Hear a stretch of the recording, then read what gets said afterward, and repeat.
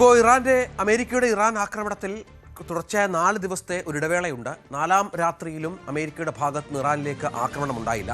അതിന് ട്രംപ് കാരണമായി പറയുന്നത് ഇറാൻ യുദ്ധത്തിനായി സമാധാനത്തിനായി അല്ലെങ്കിൽ ആക്രമണം നിർത്താനായി തന്നോട് യാചിച്ചു എന്നൊക്കെയുള്ള പരാമർശങ്ങളുണ്ട്. ചർച്ചകൾ തുടരുകയാണ് എന്ന് പറയുന്നുണ്ട്. പക്ഷേ യുദ്ധം അവസാനിപ്പിക്കാൻ തങ്ങൾ ആരോടും യാചിക്കില്ല എന്നാണ് ഇറാൻ്റെ അസന്നിഗ്ധമായ പ്രഖ്യാപനം. യാചന തങ്ങളുടെ രക്തത്തിൽ ഇല്ലെന്നും Iran parliament deputy speaker Haji Babaei പറഞ്ഞു. അതേസമയം ഇറാഖിൽ നിന്ന് തുടർച്ചയായി സൗദിക്ക് നേരെ ആക്രമണം ഉണ്ടാവുകയാണ്. ട്രംപ് നെതന്യാഹു കൂടിക്കാഴ്ച ഇന്ന് നടക്കും എന്നുള്ള വിവരങ്ങൾ കൂടി പുറത്തു വരുന്നുണ്ട്. നെതന്യാഹു അമേരിക്കയിൽ എത്തിയിട്ടുണ്ട് എന്നുള്ള വിവരങ്ങളാണ് ഇപ്പോൾ ലഭ്യമാകുന്നത്. അതിലെന്തായിരിക്കും? ആക്രമണം കടുപ്പിക്കുകയാണോ അതോ കാര്യങ്ങൾ ഇസ്രായേലിനെ ട്രംപ് പറഞ്ഞ് മനസ്സിലാക്കുകയാണോ ചെയ്യുക എന്നുള്ള കാര്യത്തിലൊന്നും ഒരു വ്യക്തതയില്ല. ഏതായാലും യാചിച്ചു എന്ന വാക്ക് തങ്ങളുടെ രക്തത്തിലില്ല എന്നുള്ള ഇറാന്റെ പ്രസ്താവന ട്രംപിനെ പ്രകോപിപ്പിക്കുമെന്ന കാര്യത്തിൽ സംശയമില്ല. വിനോദ് വിവരങ്ങളുമായി ചേരുകയാണ്. വിനോദ്, ഇതിപ്പോൾ യുദ്ധം സംഭവിക്കുന്നില്ല എന്നുള്ളത് പ്രധാനപ്പെട്ട ഒന്നാണ്. അതിൻ്റെയൊക്കെ ഫലങ്ങൾ ആഗോള എണ്ണ വിപണിയിലും മറ്റും സംഭവിക്കുന്നുണ്ട്. 88 എണ്ണ വില താഴ്ന്നിട്ടുണ്ട്. ഏതാണ്ട് 100 കഴിഞ്ഞ എണ്ണവില. പക്ഷെ അപ്പോഴും ചർച്ചകൾ പുരോഗമിക്കുന്നുണ്ട് എന്നുള്ള ചില പ്രസ്താവനകളല്ലാതെ ഒരു തരത്തിലും ചർച്ചകളുടെ ലക്ഷണങ്ങളില്ല. ഇറാൻ പറയുന്ന ഹോർമുസ് തങ്ങൾക്ക് പൂർണ്ണമായും തങ്ങളുടെ പക്കലാണ്, തങ്ങളുടെ നിയന്ത്രണത്തിലാണ് എന്ന് പറയുകയും ചെയ്യുന്നു. യഥാർത്ഥത്തിൽ എന്താണ് പശ്ചിമേഷ്യയിൽ സംഭവിക്കുന്നത്? ഈ വലിയൊരു ആക്രമണത്തിനായുള്ള ഒരു ഇടവേള എന്ന ഇസ്രായേൽ മാധ്യമങ്ങളുടെ ഒരു വിലയിരുത്തലുണ്ടല്ലോ, അത് സത്യമാവുകയാണോ? രഞ്ജിത്ത്, ഇറാൻ 1 ഇഞ്ച് പോലും പിറകോട്ട് പോകുന്നില്ല എന്നത് തന്നെയാണ് ഏറ്റവും പ്രധാനപ്പെട്ട കാര്യം. ഇപ്പോൾ അവരുടെ പ്രസ്താവന ഏറ്റവും ഒടുവിൽ വന്നിരിക്കുന്നത് തങ്ങൾ അങ്ങനെ ആരുടെങ്കിലും യുദ്ധം നിർത്താൻ വേണ്ടി യാചിക്കും, അങ്ങനെ യാചിക്കുന്നൊരു ശീലം തങ്ങൾക്കില്ല എന്ന കാര്യമാണ്. അവരുടെ പാർലമെന്റ് ഡെപ്യൂട്ടി സ്പീക്കർ ഹാജി ബാബായിയാണ് അങ്ങനെ ഒരു പ്രസ്താവന ഇപ്പോൾ നടത്തിയിരിക്കുന്നത്. യുദ്ധം എങ്കിൽ യുദ്ധം, അത് മുസ്തഫ ഖമേനി നേരത്തെ തന്നെ പറഞ്ഞ കാര്യമാണ്.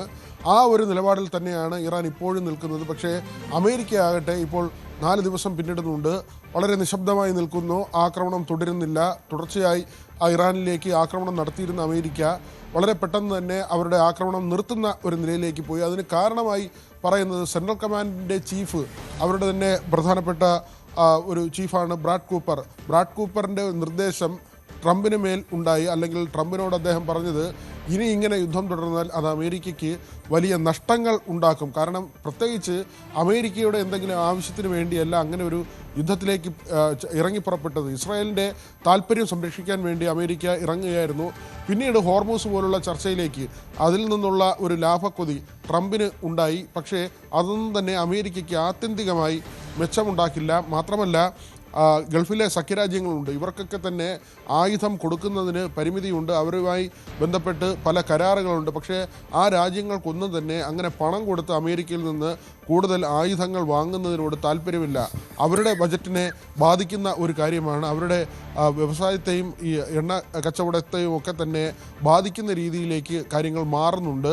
അത് സൗദി ആകട്ടെ, ബഹ്റിനാകട്ടെ, ഖത്തറാകട്ടെ, കുവൈറ്റ് ആകട്ടെ, UAE ആകട്ടെ, അങ്ങനെയുള്ള രാജ്യങ്ങൾക്കൊക്കെ തന്നെ ഇങ്ങനെ ആയുധങ്ങൾ വാങ്ങിക്കൂട്ടുന്നതിനോട് അല്ലെങ്കിൽ ഈ ഡ്രോണും മിസൈലുമൊക്കെ പ്രതിരോധിക്കുന്ന സംവിധാനങ്ങൾ കൂടുതലായി പണം കൊടുത്ത് വാങ്ങുന്നതിനോട് അവർക്ക് താല്പര്യമില്ല. കാരണം അവരുടെ താല്പര്യപ്രകാരമല്ല ഇങ്ങനെ ഒരു യുദ്ധം നടക്കുന്നത്. അതുകൊണ്ട് തന്നെ ഇറാന് മേലുള്ള ആക്രമണം അവസാനിപ്പിക്കണമെന്ന് സെൻട്രൽ കമാൻഡിൻ്റെ ഭാഗത്ത് നിന്ന് ഒരു നിർദ്ദേശമുണ്ടാകുന്നു. ഇത് ട്രംപ് മുഖവിലക്കെടുക്കുകയാണ്. അവിടെയാണ് ചില ചർച്ചകൾക്ക് പ്രാധാന്യം വരുന്നത്. നെതന്യാഹു ഇപ്പോൾ തന്നെ US എത്തിയിട്ടുണ്ട്. വൈറ്റ് ഹൗസിൽ വെച്ച് ഇന്ന് ചർച്ച നടക്കും.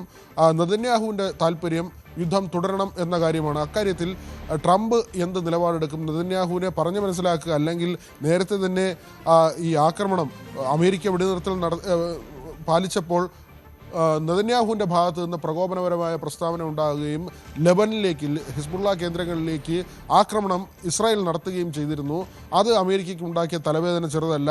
അതുകൊണ്ട് തന്നെ ഈ ചർച്ചയിൽ നെതന്യാഹുവിനെ കാര്യങ്ങൾ പറഞ്ഞ് മനസ്സിലാക്കുക എന്നത് തന്നെയാണ് വളരെ പ്രധാനപ്പെട്ട കാര്യമായി അവശേഷിക്കുന്നത്. പക്ഷേ ഇസ്രായേൽ അത് അനുസരിക്കുമോ എന്ന ഒരു ചോദ്യം അവശേഷിക്കുന്നുണ്ട്. ഇതുവരെ യുദ്ധത്തിൻ്റെ ഭാഗമല്ലാതിരുന്ന ഇറാഖ് ഈ സീനിലേക്ക് വരുന്നു എന്നത് മറ്റൊരു കൗതുകമുള്ള കാര്യമാണ്. മാസങ്ങൾ പിന്നിടുകയാണ്. ഖമേനി കൊല്ലപ്പെടുന്നത് ഫെബ്രുവരി 28 നടന്ന ആക്രമണത്തിലാണ്. പക്ഷേ അതിനുശേഷം പല രാജ്യങ്ങളിലേക്കും ആക്രമണങ്ങളും പ്രത്യാക്രമണങ്ങളും നടന്നെങ്കിലും ഗൾഫ് മേഖലയിലുള്ള ഇറാഖ് നിശബ്ദത പാലിക്കുകയായിരുന്നു. അവിടുത്തെ സായുധ ഗ്രൂപ്പുകൾ ഇപ്പോൾ സൗദിയെ ആക്രമിക്കുന്നു എന്നതാണ് ഏറ്റവും പ്രധാനപ്പെട്ട കാര്യം. ഷിയ ഗ്രൂപ്പുകളാണ് അവിടെ നിന്നുള്ള ഇറാഖിന് പിന്തുണ പ്രഖ്യാപിച്ചുകൊണ്ട് സൗദിയെ ആക്രമിക്കുന്നു. സൗദി അത് പ്രതിരോധിക്കുകയും ചെയ്യുന്നു. ആരാംകോ ഉൾപ്പെടെയുള്ള എണ്ണ ഉൽപ്പാദന കേന്ദ്രങ്ങളിലേക്കാണ് ഇറാഖിൽ നിന്ന് ഇങ്ങനെ ആക്രമണം ഉണ്ടാകുന്നത്. ഇറാന് പിന്തുണ പ്രഖ്യാപിച്ചുകൊണ്ട് ആണ് ഇറാഖിന്റെ ഭാഗത്ത് നിന്നുള്ള ഇപ്പോഴത്തെ ആക്രമണം. അതാണ് സാഹചര്യം. ഏതായാലും നമുക്ക് കാത്തിരുന്നു കാണണം ഈ സമാധാന ചർച്ചകളുടെ പുരോഗതി.